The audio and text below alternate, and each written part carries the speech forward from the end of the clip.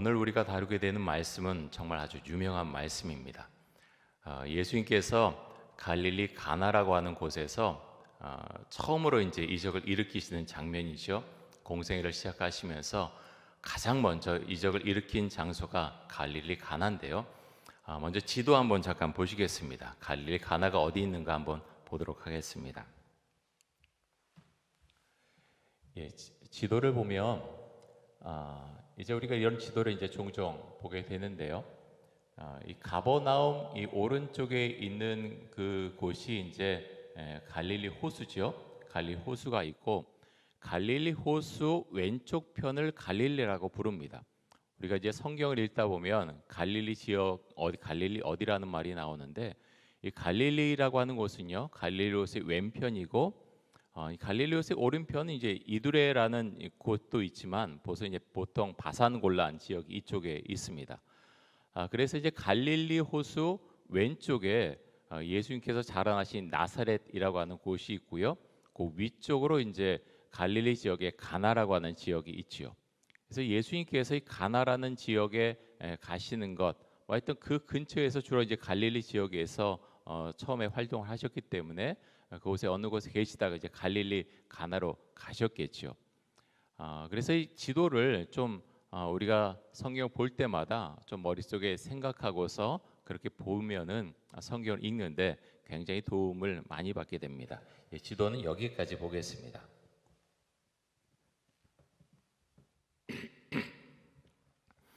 자, 예수님은 이제 갈릴리 가나라는 곳에서 이제 혼인잔치가 있었는데요.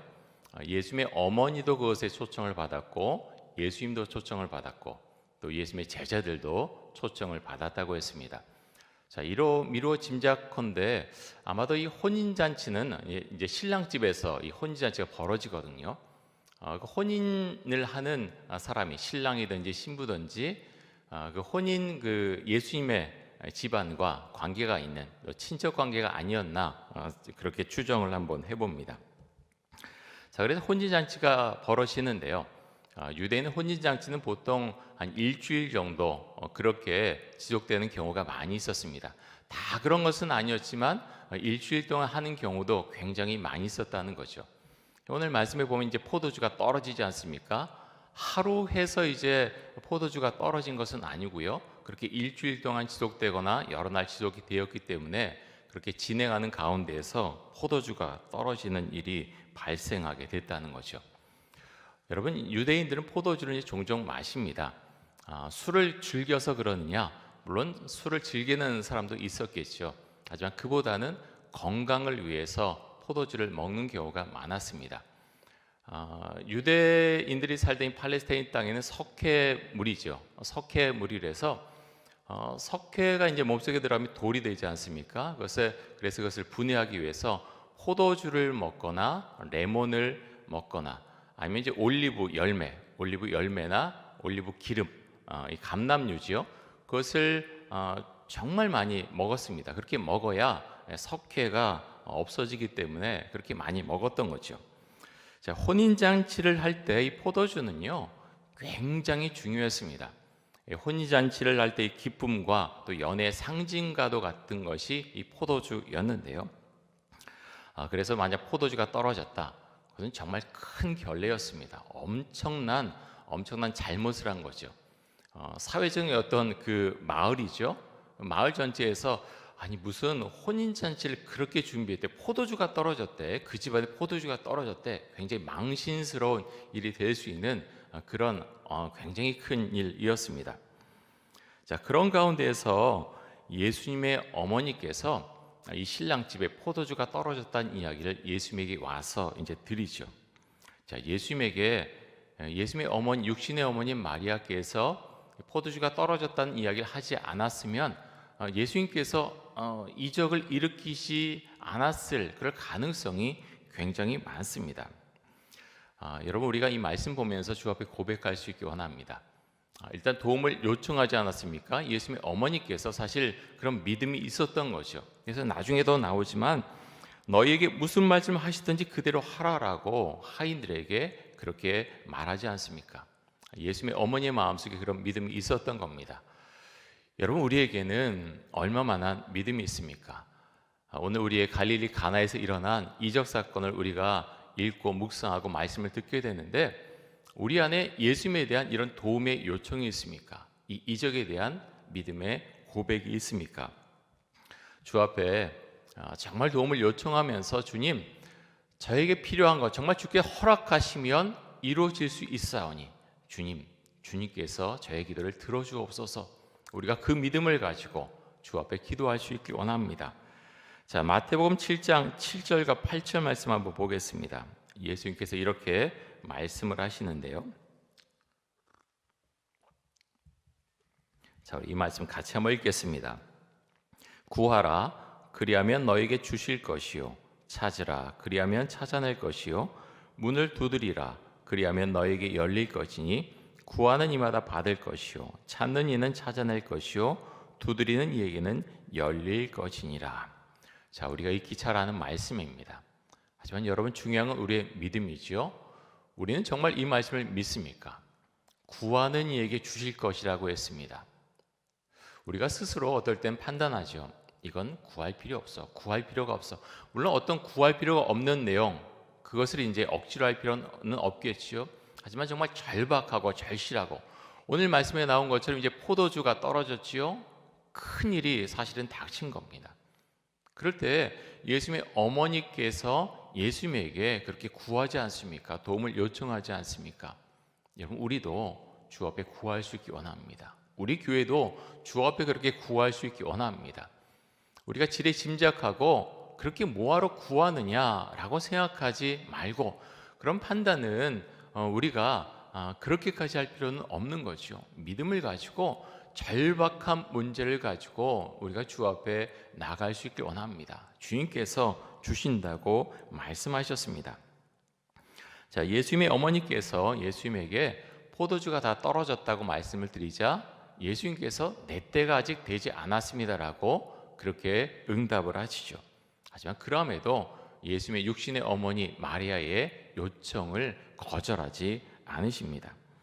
자, 마리아는 대단한 믿음을 가지고 예수님에게 요청을 하게 되는데요. 요한복음 2장 5절 한번 보겠습니다. 자, 이렇게 요청합니다.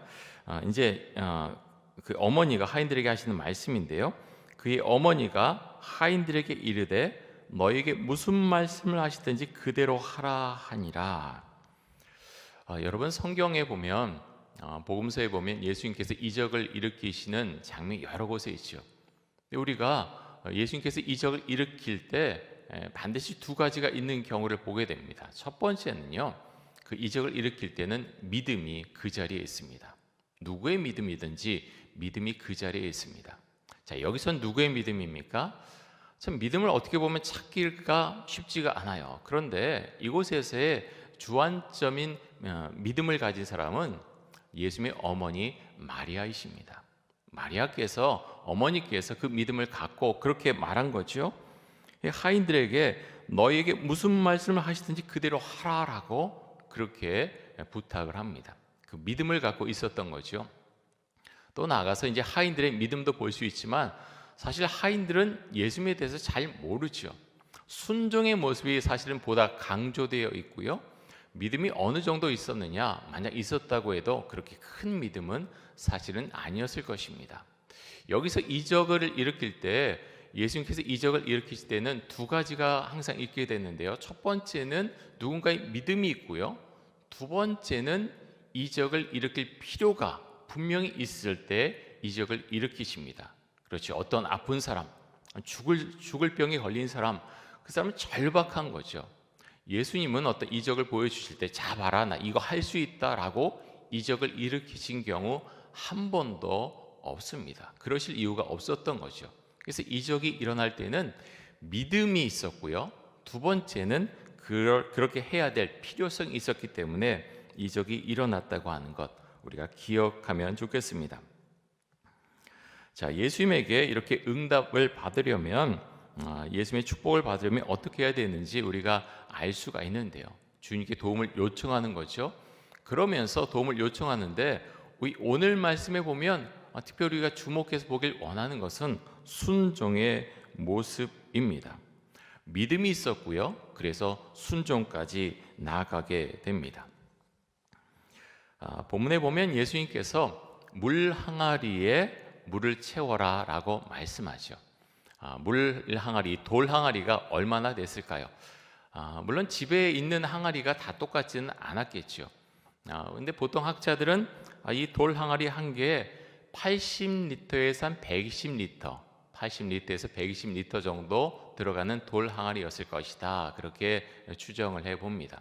그 돌 항아리가 이 신랑의 집에 6개가 있었다고 합니다. 사실 굉장히 큰 양이죠. 자, 80리터에서 120리터짜리가 6개 있었는데 예수님께서 물로 채우라고 하시자 아구까지 끝까지 채웠다고 했습니다. 자, 그렇게 했을 때 한 양이 얼마나 됐느냐?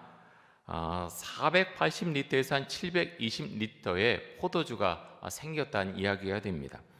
다시 말하면 우리가 1.5리터 페트병 많이 사용하지 않습니까? 1.5리터 페트병으로 한 320개에서 480개 정도의 포도주가 생기게 된 거죠. 굉장히 많은 양입니다. 자, 근데 예수님께서 이렇게 돌 항아리에 물로 채워라라고 했을 때 하인들이 돌 항아리에 물로 채우는 거 사실은 별로 어려운 일 아니었을 것입니다. 물을 갖다 그냥 부으면 되지요. 두 번째 예수님께서 말씀하신 내용은 사실 굉장히 갈등을 했을 것 같아요. 그 물 항아리에 있는 돌 항아리에 있는 물을 퍼서 연회장에게 갖다 주어라 라고 말씀하시죠. 연회장은 그 연회를 열 때, 혼인잔치 열 때 가장 이제 상석에 주관하는 사람을 연회장이라고 하는데요. 하인들이 갈등하지 않았겠습니까? 자, 이거 어떻게 하지? 예수님의 어머니께서 그대로 그 말씀에 따르라고 하셨으니까 갖다 주긴 해야 되는데 갖다 줬다가 연회장이 불같이 화를 내진 않았을까? 굉장히 갈등하지 않았을까 생각이 됩니다. 여러분, 이 포도주가 언제 이 물이 포도주로 변했을까요? 돌 항아리에 물로 채워 넣었을 때 그때 변했을까요? 그렇지는 않았을 것 같습니다. 자, 물을 떠서 이제 갖다 주는 도중에 변했을 수도 있고요. 아니면 이제 연회장이 마시기 전에 그렇게 포도주로 변했을 수도 있죠. 어찌됐든 이 하인들이 예수의 말씀에 순종했을 때 이적이 일어나게 됩니다. 순종했을 때 이적이 일어났다는 거죠. 자, 이제 연회장이 그 하인들이 가져온 그 물이죠. 근데 물이 이제 포도주로 변했는데 그것을 마시고서 굉장히 놀라고 칭찬을 하게 됩니다. 자, 신랑을 불러서 이렇게 이야기를 하게 되는데요. 10절 한번 보겠습니다.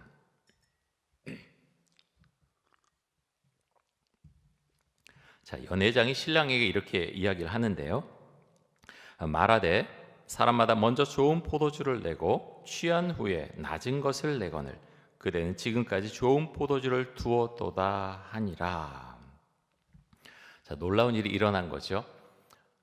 이 포도주를 마시고 연회장이 굉장히 놀랐다는 거. 야, 이렇게 좋은 포도주를 지금까지 아껴 두었었나 하는 생각을 갖게 되었다는 거죠. 여러분, 아까도 말씀드렸지만 혼인잔치에 포도주가 떨어졌다고 하는 것은 엄청난 큰 문제였습니다. 엄청난 일이 벌어난 거죠. 근데 여러분, 어떤 일이 일어났습니까? 예수님께서 말씀하신 것 그대로 순종했을 때 그 엄청난 문제가 너무나 간단하게 풀려납니다. 풀려지게 되죠. 저는 이 말씀 보면서 정말 그런 고백을 하게 됩니다. 여러분, 신앙생활하면서 그런 경험 좀 해보셨습니까? 엄청나게 큰 문제입니다. 잠도 이루지 못합니다. 정말 식사도 할 수 없습니다.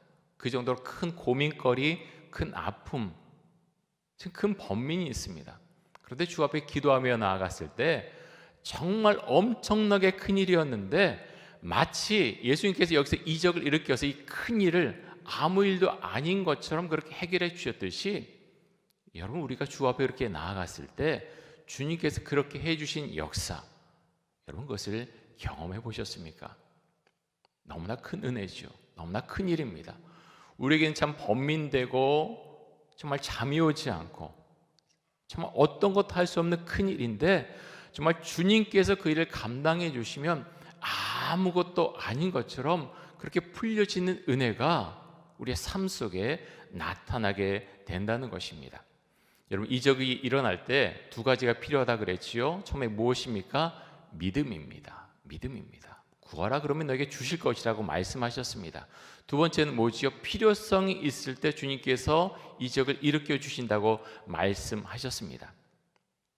여러분, 그것이 그런 은혜가 우리에게 있기를 원합니다. 정말로 중요하죠. 여러분, 코로나19 때문에 많은 어려움이 우리에게 있지요. 우리 이촌동교에 속한 성도들 가정에도 어려움이 있는 가정들이 있어요. 여러 여행업에 관련된 일을 하시든지 아니면 어떤 자영업, 학원이나 여러 가지 일을 하시든지 사업을 하시든지 어려움들이 있습니다. 어떤 분들은 잘 되기도 하지만 어려운 분들이 훨씬 더 많으십니다. 이렇게 어려울 때 여러분 어떻게 하십니까? 제가 어제 미래학자들의 이야기를 듣는데 그런 이야기를 하세요. 코로나19 시대에 우리가 할 수 있는 가장 최선의 것이 무엇이냐? 사실은 버텨야 됩니다. 버텨야 됩니다. 사실 교회도 버텨야 되고요.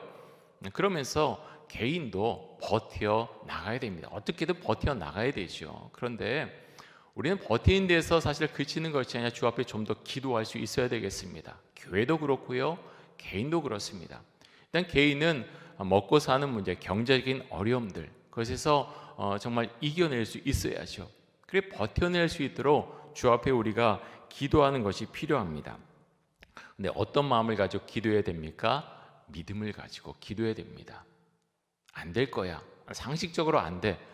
여러분, 상식적으로 안 되는 것 사실 너무나 많습니다. 그런데 주님은 그런 것을 위해서 기도하라고 말씀하지는 않으시죠. 내가 정말 나를 믿느냐라고 우리에게 물어보십니다. 우리 믿음을 시험할 때가 종종 있으세요. 믿음을 시험한 그런 대표적인 사건이 성경에 어디 있습니까? 아브라함의 믿음을 시험하시죠. 그가 정말 믿음을 가지고 주 앞에 나오지만 나중에 뭐까지 말씀하십니까? 네 아들, 내가 100세에 얻은 아들 이삭을 나에게 바쳐라 라고 말씀하지 않습니까? 사실 말도 안 되는 일이죠. 비상식적인 일이죠. 그런데 아브라함의 모습이 놀랍습니다. 아브라함이 어떻게 합니까? 순종합니다. 그 말씀에 순종합니다. 아들 이삭을 데리고 모리아 산으로 갑니다. 그리고 아들을 바치려 갑니다. 주님께 주의 천사를 보내서 그것을 막으시죠. 여러분, 주님께서 우리 믿음을 시험하실 때가 있어요. 내가 정말 믿음이 있느냐? 그러면 내 말대로 하겠느냐라고 우리에게 물어보십니다. 우리가 그렇게 행동하는가? 우리의 모습에 주목해서 보십니다. 사랑하는 성도 여러분, 2021년은 주 앞에 좀 더 순종할 수 있는 그런 은혜가 우리에게 있기를 원합니다. 참 많이 우리의 마음이 어렵지요. 삶이 쉽지 않지요. 그런 가운데서 정말 오늘 우리가 이 포도주로 바뀌는 이적 사건 보면서 주님, 저에게 이런 믿음이 있습니까? 순종의 모습이 있습니까? 주 앞에 기도하면서 순종에까지 나아가는 그런 은혜가 2021년도에 펼쳐질 수 있기를 간절히 원합니다. 우리 개인적으로도 그렇고요, 교회적으로도 마찬가지입니다. 올해 우리 교회 표어가 주의 영으로 미래를 준비하는 교회입니다. 주의 영으로 미래를 준비하는 교회. 우리가 열심히 해야 되겠죠. 계획 세워야 되겠죠. 해야 됩니다. 하지만 주의 영, 성령께서 그것을 인정하시고 주관해 주시고 이끌어 주시지 않으시면 우리는 아무것도 하지 못합니다. 열심히 할 수 있지요. 열심히 하지만 우리가 우리의 힘으로 할 때 어떤 갈등이 만약 일어나게 되면 그것 때문에 갑자기 밑으로 추락하게 됩니다. 그래서 여러분, 우리에게는 주의 영, 성령께서 이끄신 역사가 반드시 필요합니다. 우리 이천육의 공동체가 성령 안에서 함께 나아가야 됩니다.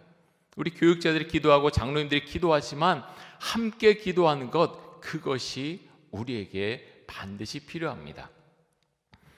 여러분, 올해 우리 교회 실전사항이 하나의 영적 부모가 됩시다입니다. 그 핵심은요, 그 나와 이어진 그 아이를 위해서 정말 간절하게 기도하는 것입니다.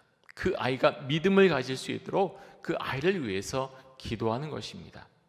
여러분, 기도하는 것은 역사하는 힘이 강력합니다. 그것을 믿음을 가지고 그렇게 기도할 때 우리의 믿음도 성장하고요, 그 아이의 믿음이 자라는 모습을 보면 얼마나 마음에 감격이 있고 은혜가 있겠습니까? 교회는요, 믿음의 공동체입니다. 아무리 세상에서 여러 가지 기기가 편리해지고 아이들이 그런 기기를 접하지만 사실 그 아이들에게 더 필요한 것은 어떤 사람들과의 관계, 부모의 사랑, 선생님의 사랑, 관심입니다. 우리 교회에서 그런 것들을 할 수 있기 원합니다. 우리 선생님들의 그런 사랑과 관심을 통해서 또 영적으로 그렇게 맺어지는 그 분을 통해서 우리 아이들이 자라날 수 있길 원합니다. 정말 예수를 믿는 믿음의 그 분량이 채워질 수 있기를 간절히 원합니다. 여러분, 갖고 있는 문제가 다들 있으실 거예요.